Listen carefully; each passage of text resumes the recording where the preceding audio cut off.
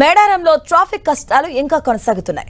Traffic నియంత్రణలో ఆధునిక technology, AI పరిజ్ఞానం ఫలితాలు ఇవ్వడం లేదు. ఇక మేడారం చేరుకునేందుకు భారీ ఎత్తున ట్రాఫిక్ జామ్ ఏర్పడింది. మేడారం టు పస్రా చేరేందుకు 10 గంటల సమయం పడుతుంది. ఇక పస్రా నుంచి తాడ్వాయి చేరేందుకు 4 గంటల సమయం, తాడ్వాయి నుంచి మేడారం చేరుకునేందుకు మరో 4 గంటల సమయం పడుతుంది. మేడారం జాతరలో క్యూ లైన్లు ఖాళీగా దర్శనమిస్తున్నాయి.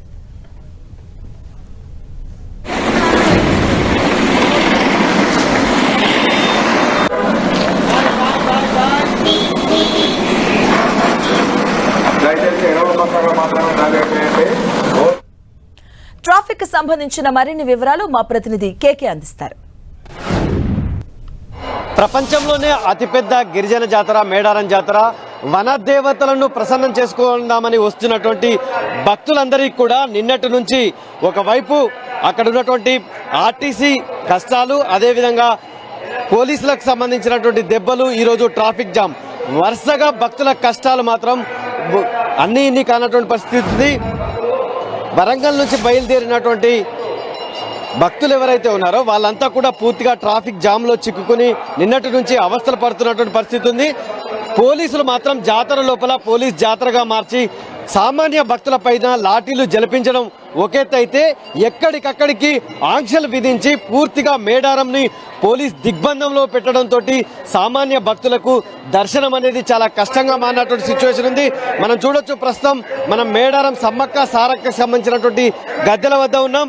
తిరుగు ప్రయాణానికి నిన్న ఆర్టీసీకి సంబంధించినటువంటి బస్సులు ఏవైతే ఉన్నాయో, తిరుగు ప్రయాణానికి బస్సులు లేక గంటల తరబడి భక్తులు నిరీక్షించాల్సినటువంటి పరిస్థితి ఏర్పడ్డది. చంటిబిడ్డల తల్లులు, వృద్ధులు చలికి గజగజ వణుకాల్సినటువంటి పరిస్థితి నిన్న ఆర్టీసీ బస్టాండ్లో నెలకొంటే, అమ్మలను దర్శించుకుందామని చెప్పి వివిధ ప్రాంతాల నుంచి వస్తున్నటువంటి భక్తులు ఎవరైతే ఉన్నారో పూర్తిగా ట్రాఫిక్ దిగ్బంధంలో చిక్కుకున్నటువంటి సిచ్యువేషన్ ఉంది.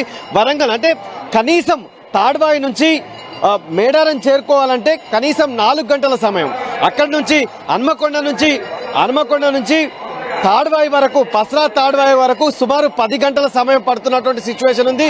పస్రా నుంచి తాడ్వాయి చేరుకోవాలంటే మరో 4 గంటల సమయం పడుతుంది. అంటే మొత్తంగా కూడా గంటల తరబడి నిన్న సాయంత్రం 4 గంటలకి హన్మకొండ నుంచి బస్ ఎక్కినటువంటి ప్రయాణికుడు ఈరోజు ఈ సమయం వరకు కూడా ఆర్టీసీ బస్సు ద్వారా కానీ ప్రైవేట్ వెహికల్ ద్వారా కానీ జాతరకు చేరుకోలేనటువంటి సిచ్యువేషన్ ఉన్నటువంటి పరిస్థితి. దారిలోనే వందలాది వాహనాలు, వేలాది వాహనాలు పూర్తిగా ట్రాఫిక్ దిగ్బంధంలో చిక్కుకున్నటువంటి సిచ్యువేషన్ కనిపిస్తుంది. దీనంతా కూడా కంట్రోల్ చేయాల్సినటువంటి పోలీస్ అధికారులు పూర్తిగా చేతులు ఎత్తేసినటువంటి పరిస్థితి మనకు కనిపిస్తుంది. అధికార యంత్రాంగం అంతా కూడా పూర్తిగా చేతులు ఎత్తేసి చేష్టలుడికి చూస్తున్నటువంటి సిచ్యువేషన్ మనకు కనిపిస్తుంది. ఒక్కొక్క పోలీసు మొబైల్ పార్టీస్ ఏర్పాటు చేసుకోవాలి. అడుగడుగున హోంగార్డ్ ని కల్వర్ట్ నుంచి మొదలుకుంటే మేడారం చేరే వరకు కల్వర్ట్ల వద్ద హోంగార్డ్లను పెట్టాలి, అవుట్ పోస్టులు పెట్టాలి, మొబైల్ పార్టీస్ పెట్టాలి, ఫుట్ మొబైల్స్ పెట్టాలి. అదేవిధంగా ఏదైతే స్కౌట్స్ ఉన్నారో ఆ స్కౌట్స్ ని ఏర్పాటు చేయాల్సినటువంటి సిచ్యువేషన్. అలాంటి అరేంజ్మెంట్స్ ఏం లేకుండా కేవలం 13,000 మంది పోలీసులు మొత్తం జాతర బందోబస్తు నిర్వహిస్తున్నారని చెప్పి ఐజీ నుంచి హోంగార్డ్ వరకు మొత్తం 13,000 మంది జాతరలో తిష్ట వేస్తే, ఈరోజు భక్తులు మాత్రం అరణ్య రోదన, అంటే భక్తులకు సంబంధించినటువంటి ఆవేదన అరణ్య రోదనగా మారినటువంటి సిచ్యువేషన్ ఉంది. జాతర చరిత్ర లోపల ఇంత అసౌకర్యమైనటువంటి జాతర నిర్వహణ అనేటువంటిది లేదని చెప్పి ప్రతి భక్తుడు ఆవేదనతో తిరిగి వెళ్తున్నటువంటి పరిస్థితి మనకు కనిపిస్తుంది. మనం ఆర్టీసీ బస్టాండ్ లో చూడొచ్చు, అంటే సరిపోయిన బస్సులను కనుక రిలీజ్ చేసి క్రమ పద్ధతిలో బస్సులు రిలీజ్ చేయాలి. ఒకేసారి బస్సులను బయటికి పంపించి ఇప్పుడు కనీసం ప్రయాణికులు వెళ్దామంటే కూడా బస్సులు లేవు. మనం ఒకసారి చూడొచ్చు, క్యూ లైన్లలో అమ్మల గద్దెల్లో ఈరోజు వనప్రవేశం చేస్తుంది.